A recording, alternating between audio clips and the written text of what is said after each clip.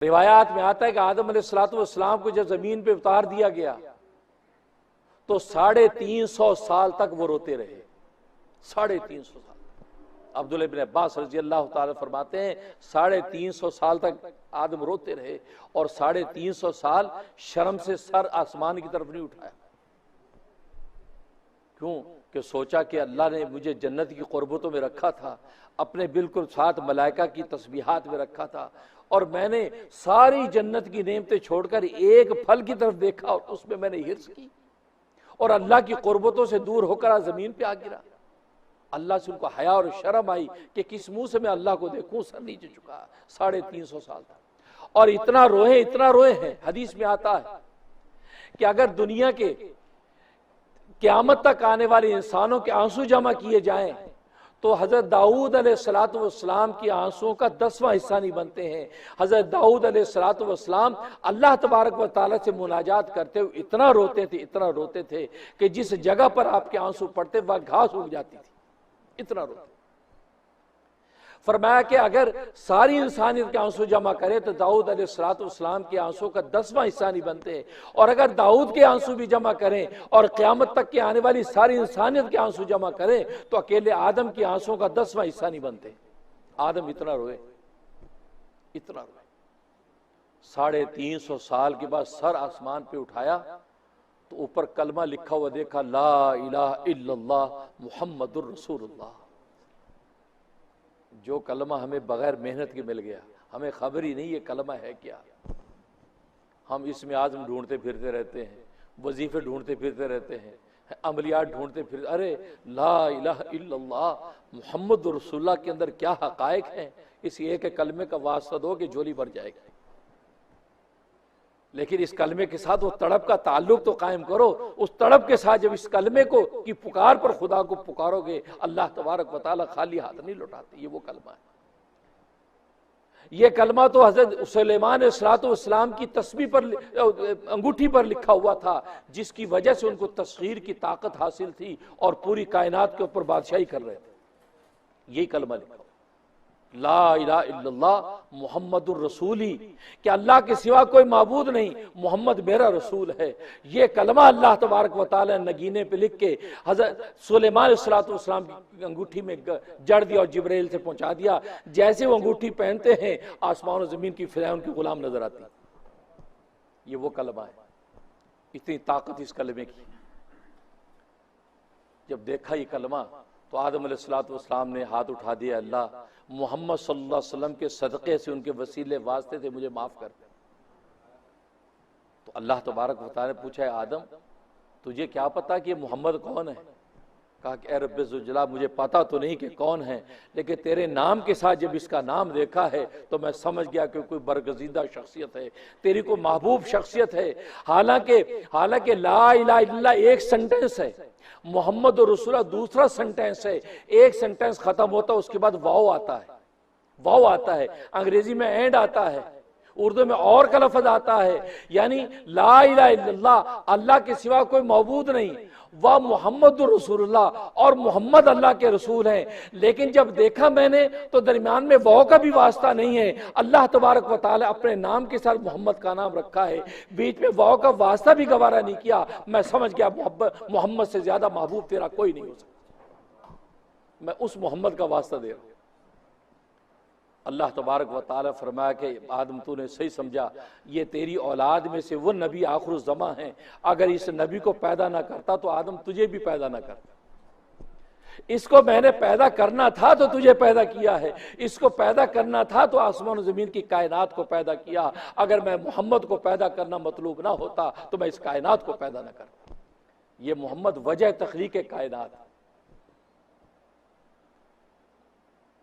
اللہ تبارک و تعالی نے اس وسیلہ دینے پر آدم علیہ السلام کی توبہ قبول کر لی. آج لوگ نادانی کرتے جی وسیلہ دینا دعا میں جائز نہیں, وسیلہ کیا ضرورت ہے جی, ڈائریکٹ اللہ سے مانگے. ڈائریکٹ آدم 350 سال ڈائریکٹ ہی مانگ رہے تھے, اور ڈائریکٹ اللہ دیتا ہے, اس میں شک نہیں ہے. لیکن اللہ مجھے اور آپ کو بتانا چاہتے تھے کہ محمد کا واسطہ دو گے تو جلدی مان جاؤں گا, محبوب کا واسطہ دو گے تو جلدی مان جاؤں گا، لہذا 350 سال کے بعد وسیلہ محمد صلی اللہ علیہ وسلم کا پیش کیا، اس محمد کے وسیلے سے مجھے معاف کر دے۔ اللہ تبارک و تعالی نے معافی کا اعلان کر دیا۔ تو یہ وہ محمد جو وجہ تخلیق کائنات، آدم علیہ السلام ان کے وسیلے سے اللہ تبارک و تعالی سے معافی مانگ رہے ہیں۔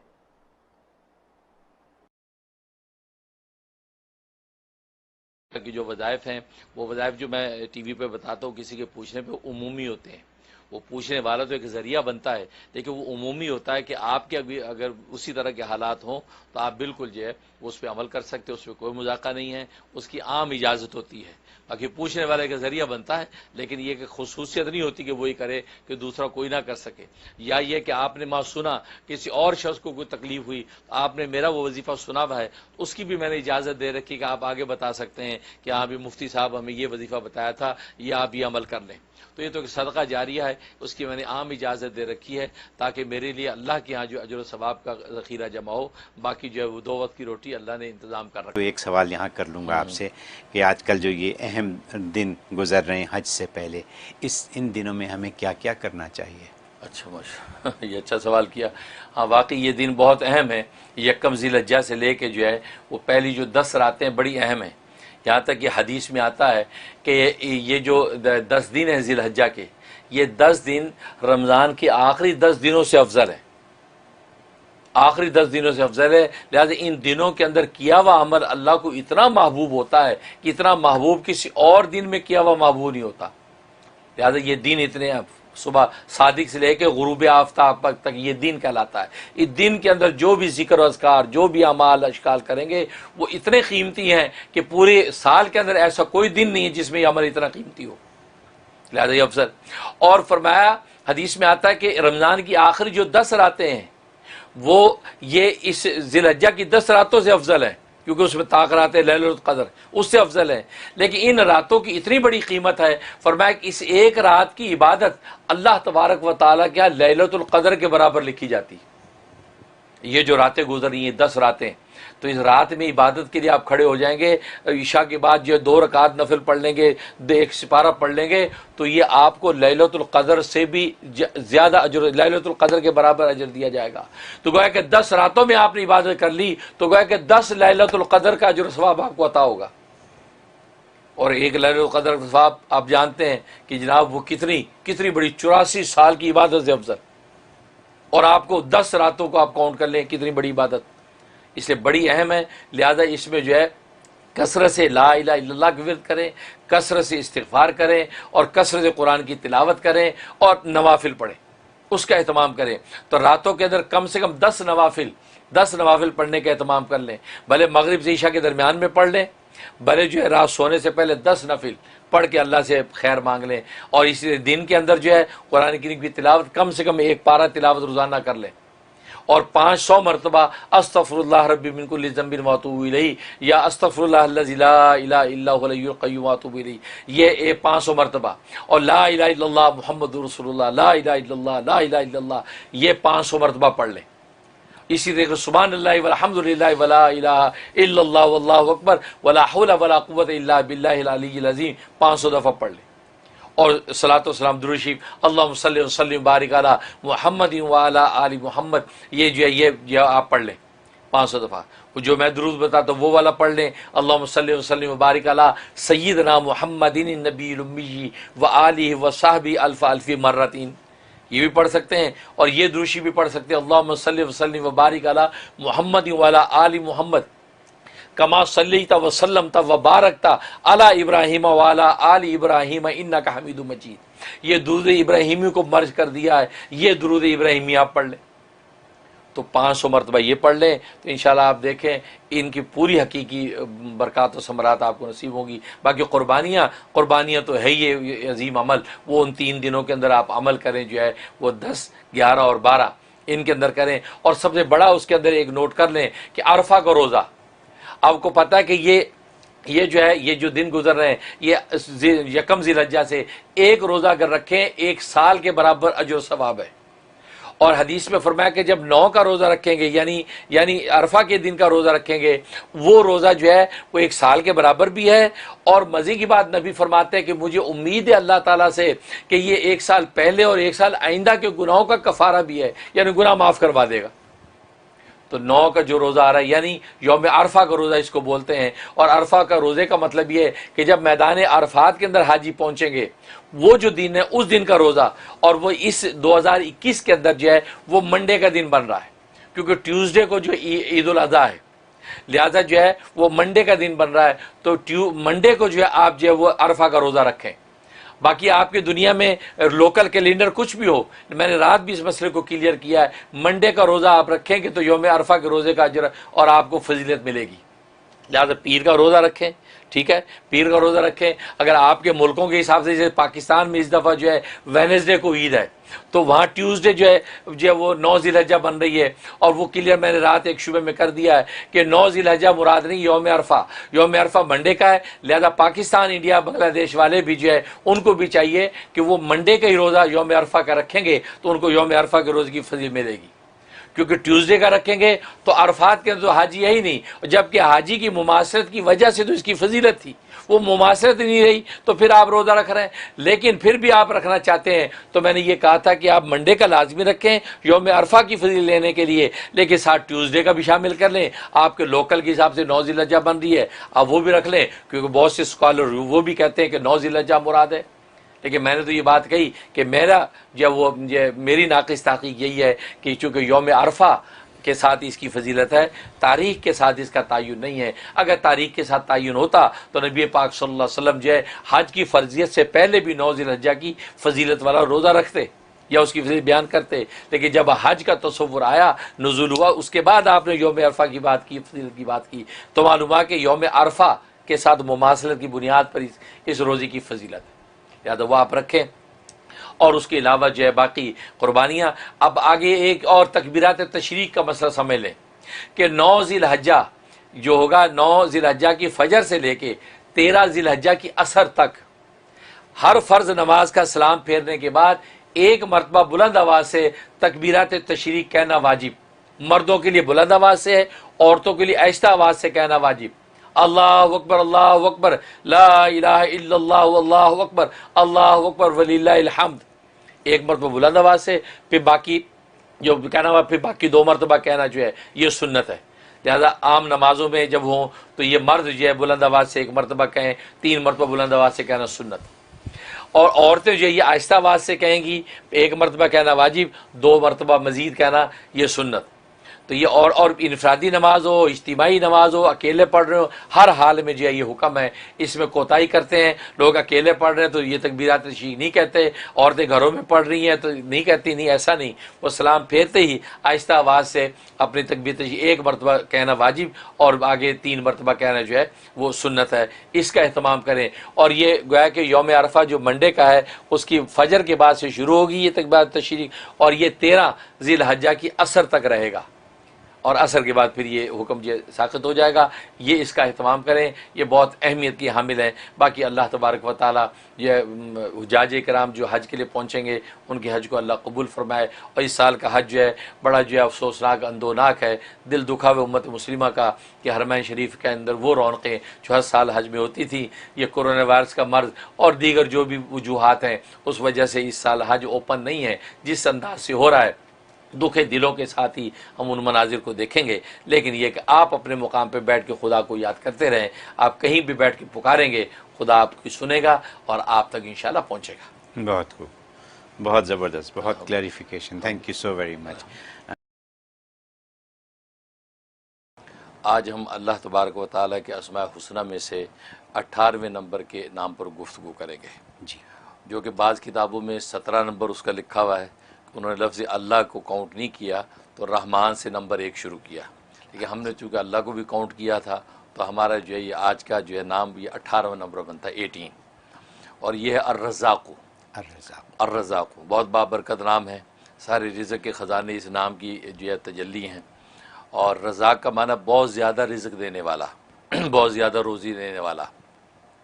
اور یہ نام جو قرآن کریم میں 5 مرتبہ اللہ تبارک و تعالی نے مختلف آیات میں دہرایا ہے، اور اس کے عدد جو ہے وہ 308 بنتے ہیں، 300 اینڈ جو ہے وہ 308، اور اس کا مفرد عدد بنتا ہے 11، کہ 3 اور 8 جو ہے وہ 11 بنتے ہی اس کا مفرد عدد ہے۔ گویا کہ 11 دن کے ورد کے بعد کوئی نہ کوئی اللہ تبارک و تعالیٰ کا لطیفہ ضرور ظاہر ہونا چاہیے۔ سبحان اللہ۔ انسان جتنے بھی صدقے دل سے پڑھے گا تو 11 دن کے بعد اس کا لطیفہ کوئی نہ کوئی ظاہر ہونا چاہیے۔ تو یہ بابرکت نام ہے۔ اور اصطلاحی معنی میں اس رزاق کا معنی وہ ذات جس نے ہر جاندار کی، ہر مخلوق کی روزی اپنی ذمے لے رکھی ہے، نہ صرف ذمے لے رکھی ہے بلکہ ان روزیوں کو پیدا بھی کرتا ہے، اور پیدا کرنے کے بعد ان تک پہنچاتا بھی ہے مخلوق تک، بھلے وہ مخلوق کہیں بھی ہو ان تک وہ پہنچاتا ہے۔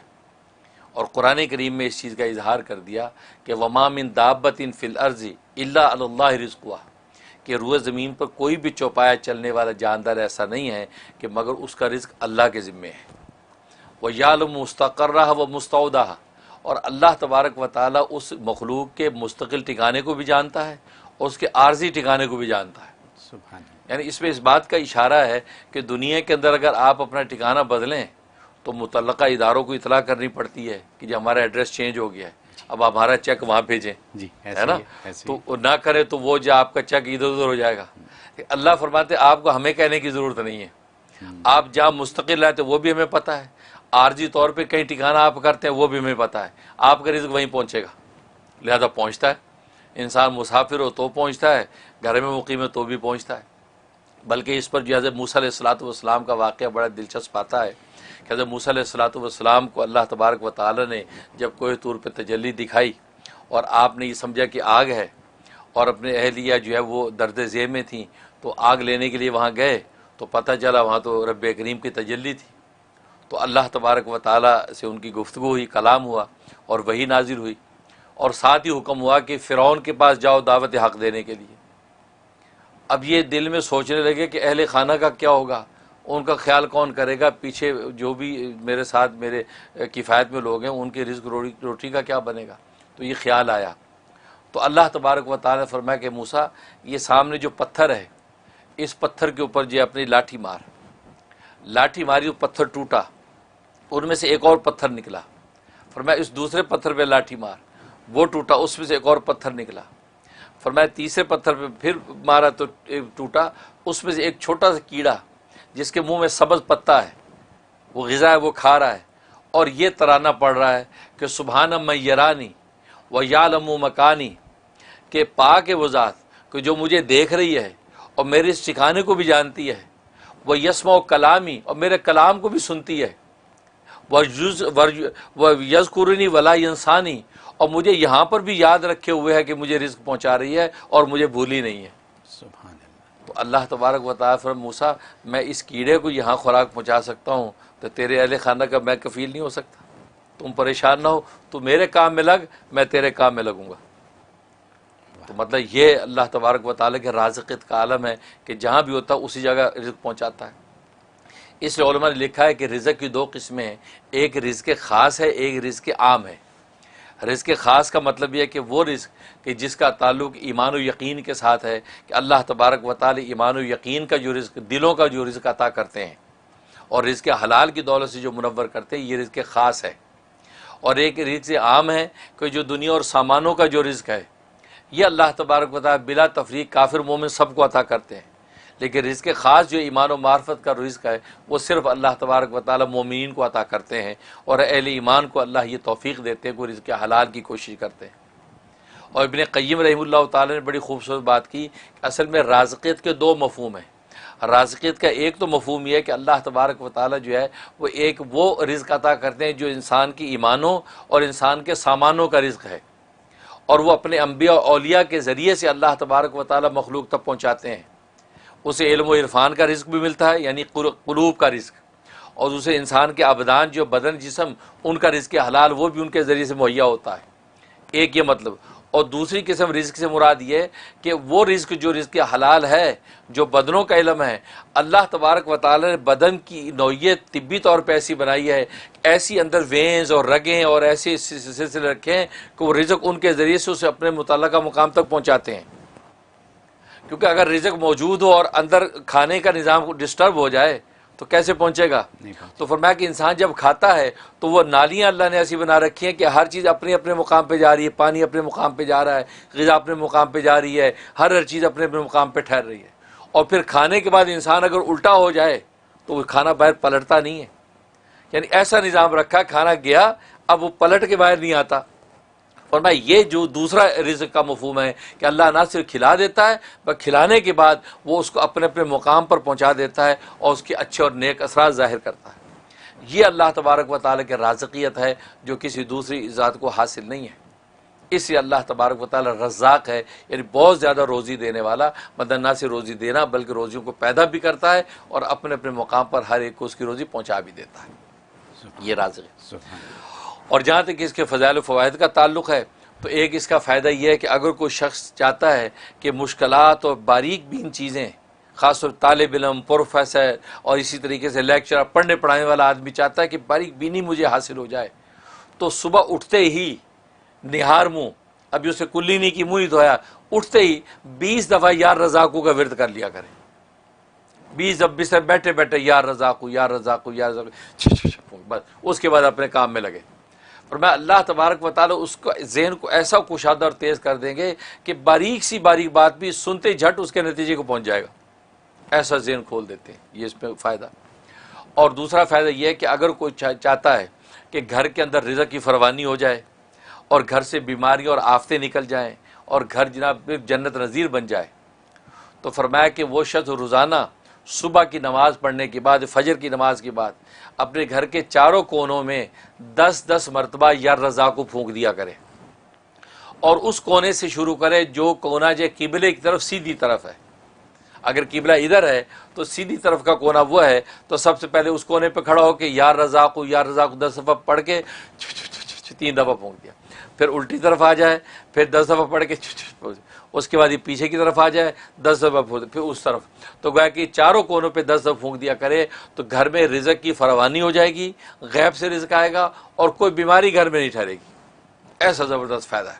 واہ سبحان اللہ. اور تیسرا فائدہ اس کا یہ کہ اگر کوئی چاہتا ہے میں دولت مند ہو جاؤں، مال و دولت ہاتم تائی بنوں، بانٹوں بھی اور اللہ عطا بھی کرے، تو فرمایا کہ وہ شخص جو ہے فجر کی سنت اور فرض کے درمیان 550 مرتبہ 550 ٹائم جو ہے یا رضا کو ورد کرے. اول آخر 11 مرتبہ درود ابراہیمی پڑھ لے اور یہ کرنے کے بعد اب یہ فرض نماز اپنی فجر کی ادا کرے. فرمایا کہ جناب ایسا اللہ غیب سے اس کے انتظامات کریں گے، قرضے اتریں گے اور وہ دولت مند ہو جائے گا، مالدار ہو جائے گا. یہ اس میں زبردست فائدہ. اور ایک اس کا فائدہ یہ ہے کہ اگر کوئی چاہتا ہے کہ میں جس سے ملاقات کرنے جا رہا ہوں وہ میری جو حاجت و ضرورت ہے وہ اس سے پوری ہو جائے، اس کے دل میں اللہ ڈال دے کہ وہ میرا یہ کام کر دے. فرمایا کہ جب اس کے پاس پہنچے تو 17 مرتبہ 17 ٹائم یا رضا کو پڑھ کے اور اس کے اپنی درخواست پیش کر دے تو اللہ تبارک و تعالی اس کے ذریعے سے اس کی ضرورت پوری کر دیں گے اور کسی قسم کی کوئی رکاوٹ نہیں آئے گی. اور ایک فائدہ یہ ہے کہ اگر جو ہے یہ چاہتا ہے کہ اللہ تبارک و تعالیٰ کیا کوئی خاص مقام اور قرب مجھے حاصل ہو جائے، ظاہر ہر بندے کی خواہش ہوتی ہے، تو فرمایا تنہائی میں بیٹھ کے، وہاں نہ کوئی بچہ ہو نہ کوئی بڑا ہو، اکیلے تنہائی میں بیٹھ کے 1000 مرتبہ پوری یکسوئی کے ساتھ یا رزاقو کا ورد کرے اور اللہ سے مقام خاص مانگ لے. فرمایا کہ ابھی ایک چلہ پورا نہیں ہوگا تو اللہ تبارک و تعالیٰ اپنا خاص قرب اس کو عطا کر دیں گے اور وہ محسوس کرے گا. یہ زبردست فائدہ. اور ایک فائدہ یہ ہے کہ اگر کوئی قیدی ہے، قید میں ہے بے گناہ، تو قیدی کو چھڑانا چاہتا ہے یا کوئی مریض ہے بیچارہ وہ مرض سے چھٹکارا چاہتا ہے، تو فرمایا کہ 125 مرتبہ پڑھ کے آپ اس قیدی کے لیے دعا کریں. اول آخر 11 مرتبہ درود شریف، یا جو مریض ہے اور اس مریض کے لیے 125 مرتبہ پڑھ کے آپ جو اس کی صحت کی دعا کریں. اللہ تبارک و تعالیٰ یہ 3 ہفتے کے اندر ہی انشاءاللہ اس قیدی کو رہا کر دیں گے اور اس مریض کو شفا دے دیں گے.